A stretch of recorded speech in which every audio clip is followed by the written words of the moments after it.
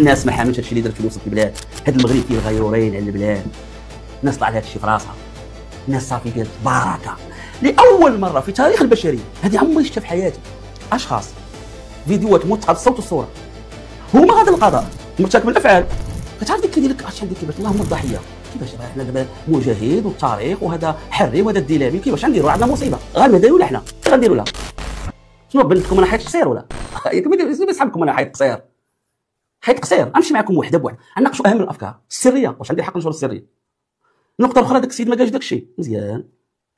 انا اتحداكم، اختاروا انتم اللجنه اللي بغيتوا، اختاروا المختبر اللي بغيتوا في المغرب، اختاروا. ما عجبتكم شي خبره وطنيه مشيو لخبره دوليه على الفيديو اللي عجبكم. اختاروا انتم الخبره ديالهم، اختاروا الدرك الملكي، اختاروا البوليس. ما عجبكمش الخبرات الوطنيه والله تنتحداكم.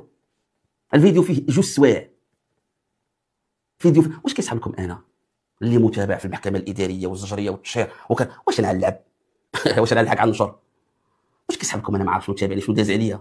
نلعب معكم انا هذا الشيء الفعيل الخاوي. كون ما كنتش عارف اش كنشر، كون ما كنتش مؤكد من المصادر، كون ما فليتهاش وفلاوها معايا الناس والخبراء والمحامين، ونزيد ما بغيتش كاع نزيد نبعد كاع.